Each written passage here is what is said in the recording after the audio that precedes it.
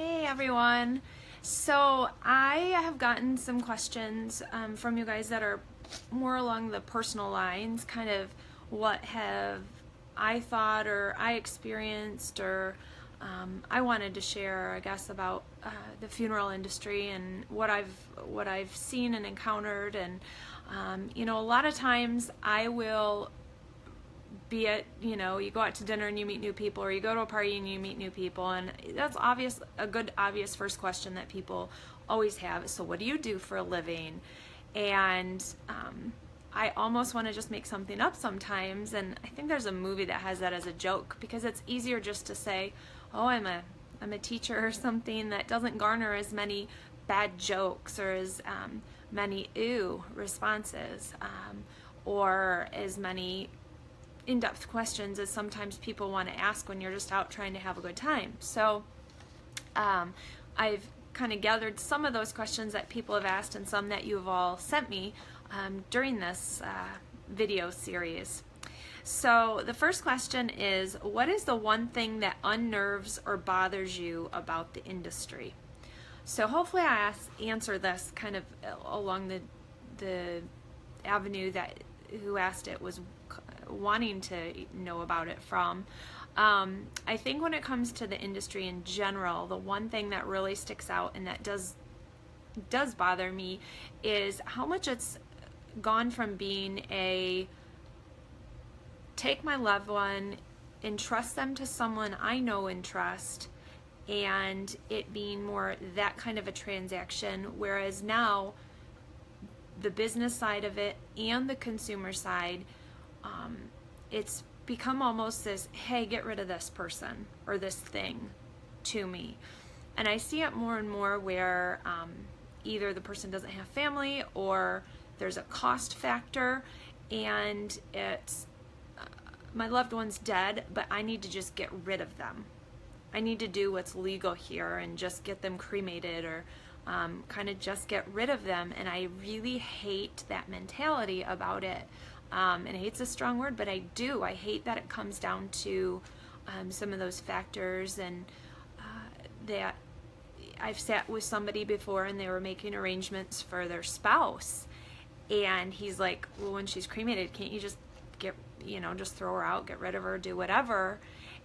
And it just shocked me, because I guess I've never been in that place and I've never been in that situation, but I think that that's what bothers me the most, is that it's not a touchy-feely, warm and cozy type of a situation always, that there's a lot of very cold moments, and it's from both sides of the table. It's not just from the business funeral director side. It's a lot of times from the consumer side, and it's just a weird thing to me. What is the strangest, most unique thing you've been asked to do?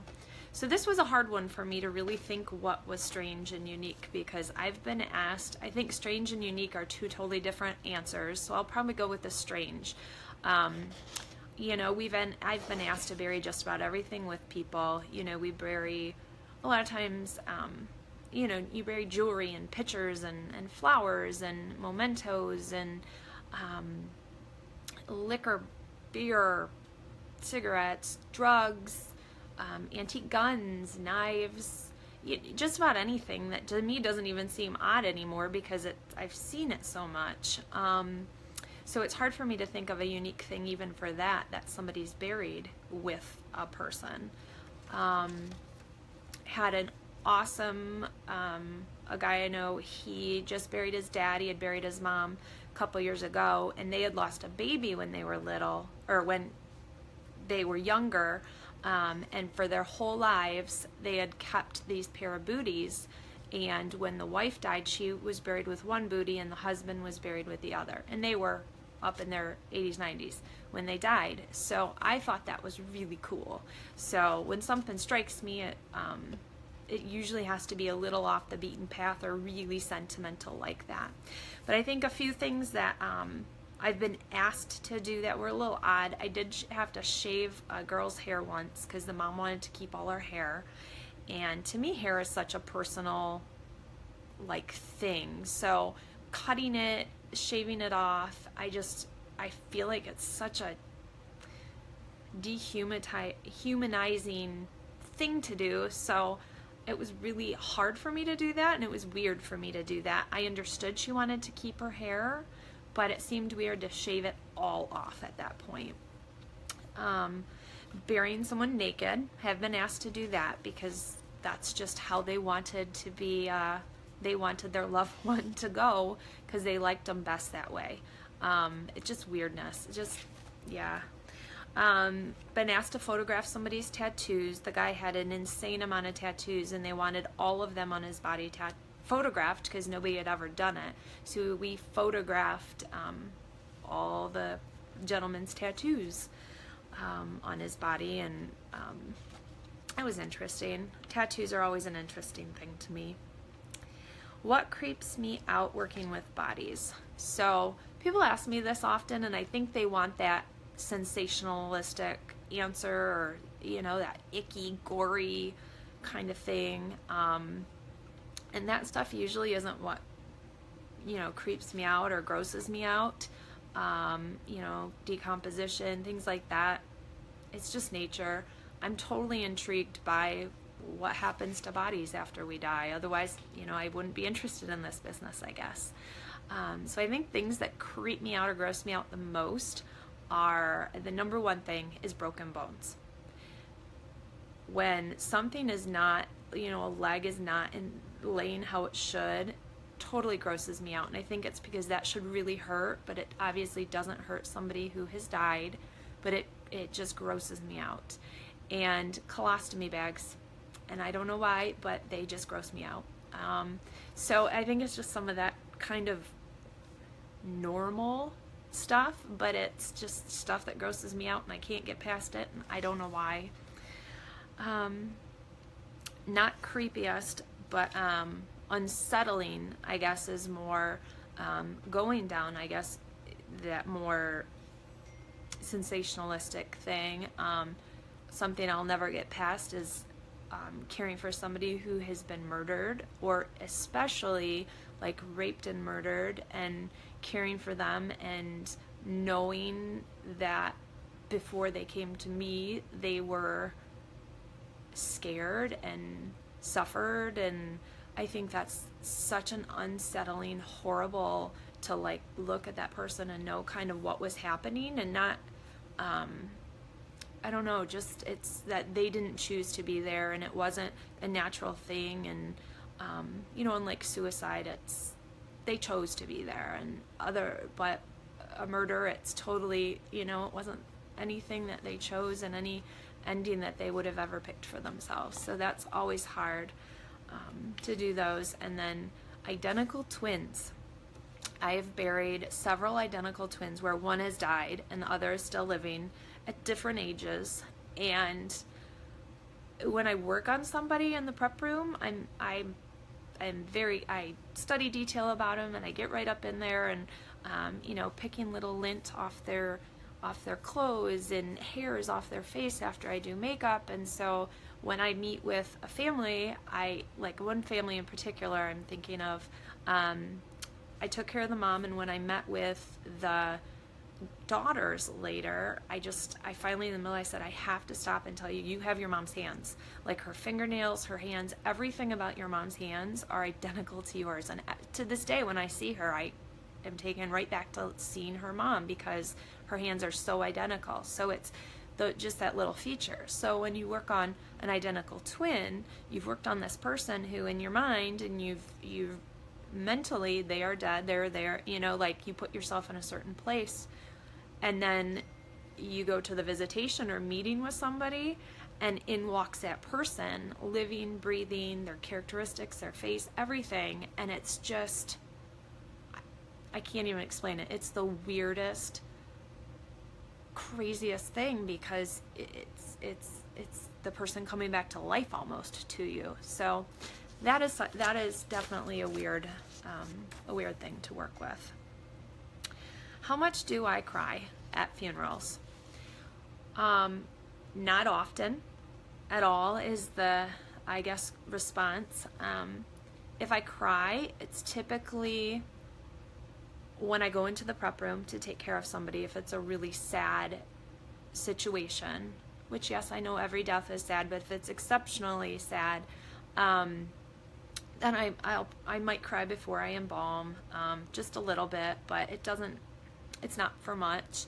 Usually if I kind of lose it, then it's at the end of the whole process, when I'm done with that day of work, I'm done with that funeral, and I have no more responsibility at that moment, and then crap hits the fan sometimes, and I kind of lose it, have it out, or decompressing that night after the girls gone to bed or something, and it just all hits. It just depends, and it depends on the situation with the people, and yeah, but I would say those are the two times that I might lose it. Every once in a while a song might catch me, like in my throat, or somebody sharing a certain memory might catch me a little bit, or when the family's closing the casket, I would say might be the closest. But my mantra, and what I've always taught people that I work with, if somebody's new in the business, is you have to repeat to yourself, this isn't my mom, this isn't my dad, this isn't my baby, this isn't my kid, this isn't my husband. We're caring for the people that is true for, and that taking yourself out of it, because I think it's so easy to put yourself in that moment and think, this will suck when my dad dies, or this will be so hard when my mom dies, or what if this was my baby and I was losing my baby? But I'm not helping anybody if I put myself in that mindset, because then it's about me, and it's not about me, it's about who we're taking care of. So yeah, it depends on the moment when I get all caught up in the emotion, I guess. How can I, and I've been asked this a lot, how can I embalm and care for my family members? So, I've cared for a lot of people that I've known in life, and especially as you're at a funeral home longer, you make prearrangements with folks, and you get to know everyone in town and people at churches, and you just are there long enough that at some point you're caring for people that you know and people that you loved and respected, and so that part is hard, and took me a while to get used to doing that and to get past that where you have to do that disconnect. But early on in being an embalmer and a funeral director, but this is more on that embalming side, I knew that I wanted to care for people I loved, and I wanted to care for my family members. And so long ago, I had that talk with my parents and said, when grandma and grandpas die, I want to take care of them if possible. So I cared for my one grandma and grandpa. I embalmed both of them. And then my other grandma, I couldn't get there in time to embalm her, but I did get her dressed and casketed and everything. And Andy's grandma, I helped dress and do her makeup, and so as much as I can, I think as often as I've been able to, I've taken care of people. I took care of my niece and embalmed her and got her all ready, and so it's one of those things where it sounds horrible to most people, but when it's something that I can do and it's my moments with them that nobody else gets to have, it's my time that I get to spend with them, and especially in my mind as a funeral director, once somebody is embalmed, there's this switch of them being that person to being the preserved version that is created, I guess, for a visitation and funeral. And so that's where that disconnect, I guess, comes for me mentally. And so if I'm going to spend some time in a few moments, then I'm going to do it in the embalming room, and then it's go to work, and then funeral director Kari gets turned on, and I do my preparation work, I do my embalming, I get them ready, and it's what I get to give to them. It's my last act of love for them, I guess, in this world here. So I have loved always doing that. I have cherished that time and those moments that I got to spend with them, because they were only between us. They were things that we did together that nobody else could be a part of, because they, you know, didn't do that. If you're a woodworker, you would want to build a casket maybe for your loved one, or an urn. So I think everybody's got their gifts, and you give them in different ways, especially in death and in loss, and that's just my way of doing it. I don't know where that line's going to come as to who I'm not going to be comfortable embalming, you know, and I might be at that line where, you know, my parents or my brother's sister, husband, you know, kind of thing. I don't know if I could go to that point. In the moment is where you have to decide it. So, do I believe in ghosts? So, I think because a lot of people think funeral homes and cemeteries are haunted, that I must see ghosts all the time, or they might have great stories about ghosts and everything. So I don't think spirits, if there are spirits, are gonna attach to themselves to go back to the funeral home to hang out while somebody's embalming their body. I think they have better things to do. So I don't think funeral homes are haunted because of the people brought into them. However, so if somebody maybe died in the building, because a lot of times funeral homes are homes, and so I think that that's where maybe spirits come from. But I believe in ghosts. I believe in, you know, some spirit world. I don't even know how it connects to Christian beliefs and all of that, but I think I've seen a ghost. So to me, I've got to believe in what I see, and so I do. But I think there's so many other versions of what people believe in when it comes to ghosts in funeral homes and cemeteries. But I think if you've seen it and you believe it, that's totally your thing. Have I ever been scared at the funeral home? So three different things come to mind when it comes to being scared at the funeral home, and seeing that ghost was not one of them, and weirdly enough. There's been 3 bodies I can think that in all my time in the prep room and being around bodies, that I can think there's 3 times that bodies have kind of scared me, and I think it's just been all in my head, obviously, but I've convinced myself of whatever that they've scared me. There was a time, I would say it was about 15 years ago, maybe 10, 15 years ago, when it became the big thing to soak cigarettes in embalming fluid, and that was kind of the hot street drug at the time. And so the formaldehyde, and then you would smoke it and get high. So when that became the rage, there was several articles came out about people breaking into funeral homes, killing the funeral directors, stealing the embalming fluid, and so forth. And I would say during that time, I got a little bit of a fear of somebody breaking in, like at nighttime or in the evening when I was at the funeral home by myself. I was a little more alert and aware, kind of watching my surroundings and things. That would be, I think, number 2 time that I've been a little nervous and scared.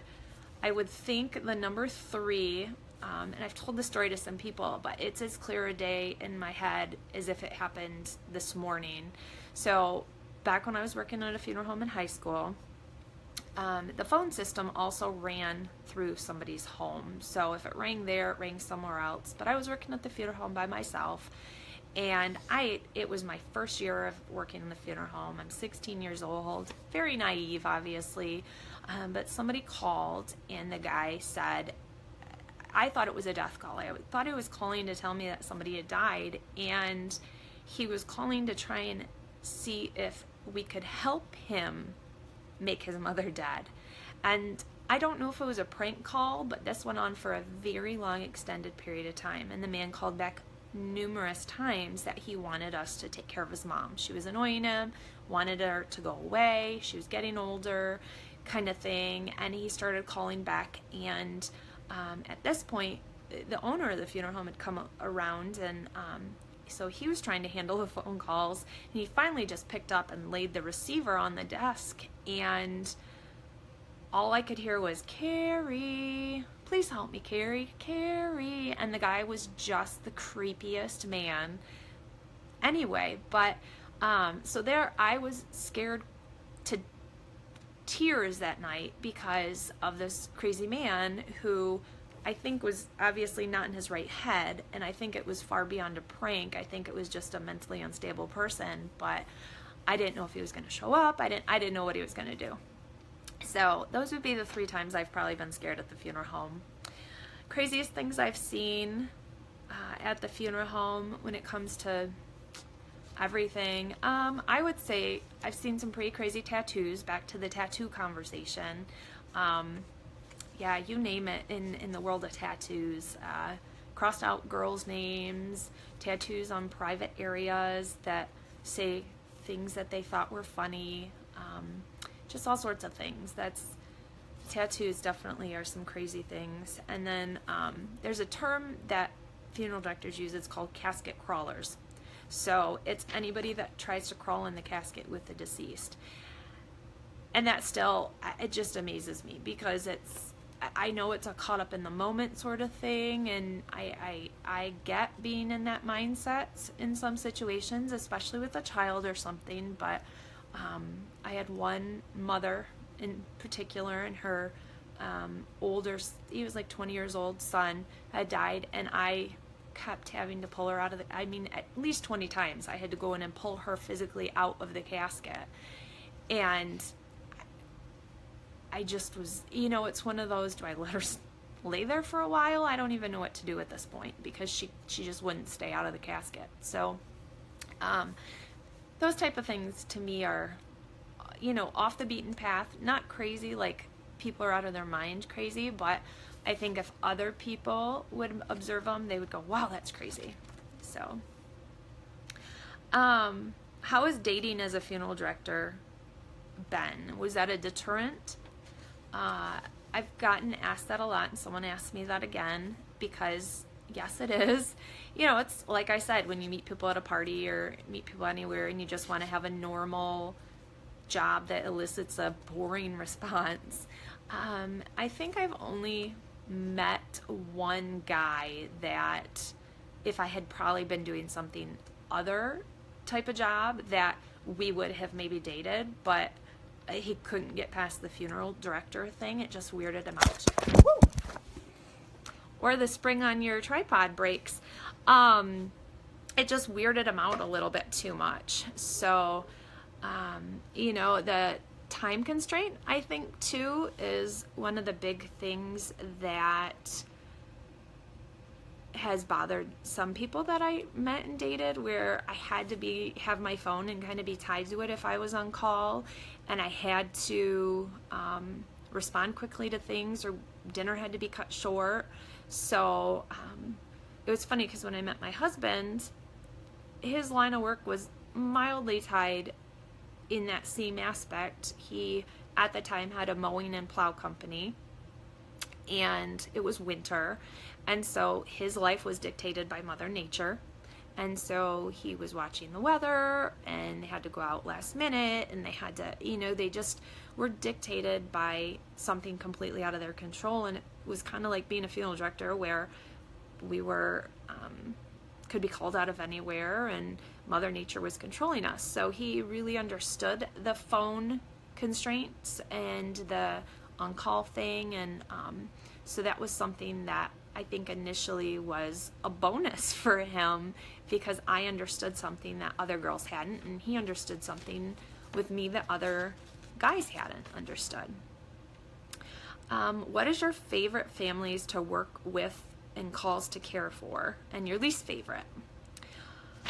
So this could be a slippery slope type of question, but so my favorite families to care for, not at all favorite calls to have, but my favorite families to care for would be families of babies or children, or opposite end of the spectrum, the families who are, 80, 90, 100-year-olds who have been married 70 years and had these amazing long lives together and so forth. But both of those are also the hardest to me to care for, but they're my favorites because I'm most comfortable dealing with babies and young families and kid deaths. And I don't know why it is, and maybe it's because I'm the girl, and so a lot of times at funeral homes I've been deferred those calls, like,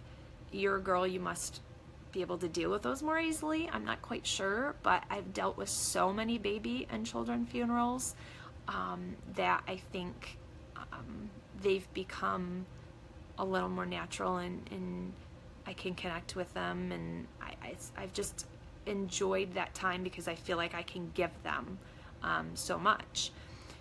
And I don't know if it's in my blood. I've said my mom was an OBGYN nurse, and she was on the fetal death board, and she worked with babies and young families and children and in the living and the death kind of industries. And so I'm like, maybe it's in my genes. They do call me Minnie Winnie, which is my mom's name. So maybe that's where I get it from, that I enjoy and have felt like I've been good at taking care of those families. And then the elderly, sometimes they break my heart. I'll never forget, I had a 90-year-old guy standing there talking to me, and he said, "What am I supposed to do?" And I said, "Well, what do you mean?" And he said, "I've slept next to her for over 70 years of my life, and she's not next to me anymore." And I think that's probably one of the most heart-wrenching moments that I've had as a funeral director, because I had never thought about that type of a loss and that type of longevity of a relationship and then losing that relationship. So that was heart-wrenching. But I love what you can learn from people at those ages and from those marriages and relationships and from their lives. I love old people because of what they have that they can share. And then what is my least favorite type of call to do, or not families to care for, but my least favorite type of calls by far are teenage deaths. And they're sad because I feel like they're a grown person in their own identity and on the cusp of life, going out into their life kind of situation. So it's sad, but I also hate dealing with teenagers when it comes to the funeral home. And it's because it is a selfish time, the teenage years. You're more focused on you and figuring out how you are, and that really comes across at the funeral home, because teenagers really don't get that perspective of, the family is kind of more important and in that moment, and they had close friends, and then they had people who are classmates, but you have everybody showing up. And especially now with social media, teenagers like check in at funerals to like say, "Oh, I had to go to a funeral," so that then they can get attention from other people as if they've lost somebody close, kind of thing. Like, it's all about this attention and this, I don't know, it's so weird. It's like there's got to be some psychology project out there about teenagers and loss and funeral.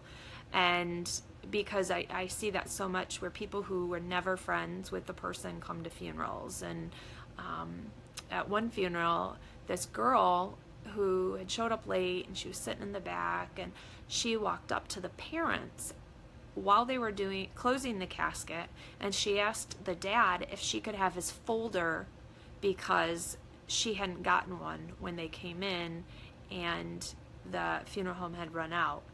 And I think it was just one of those moments my mouth had to have been hanging down, because she had no concept that she was asking that of the parents, that they were standing having their last goodbyes, but it was about what she wanted in that moment and what she thought she needed. And it was just kind of a selfish teenage moment at its glaring best, sort of thing. So I don't look forward to teenage funerals because of just the drama that's, I think, behind so many of them. So, but I think that is all my questions. If you have any more for me, obviously send them to me, and our next video should be coming up hopefully later this week. So I'll talk to you guys later.